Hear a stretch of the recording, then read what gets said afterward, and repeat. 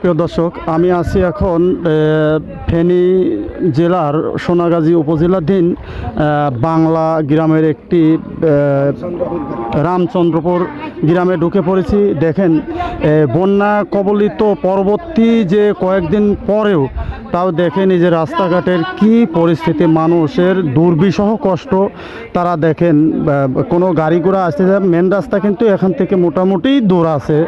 তো এইভাবে তারা পায়ে হেঁটে হেঁটে কিন্তু দেখেন কিভাবে মহিলা পুরুষ এভাবে তারা যাওয়ার চেষ্টা করতেছে। প্রিয় দর্শক, তো আমি একজন মুরব্বী আমার সামনে আছে, একটু কথা বলতে চাই যে কি অবস্থা। আসসালামু আলাইকুম আঙ্কেল। ওয়ালাইকুম সালাম। কেমন আছেন?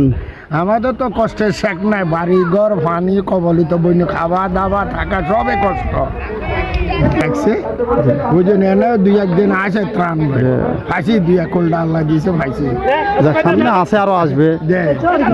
এবার আমাদের জন্য কিছু সহযোগিতার হাত বাড়াইবে না।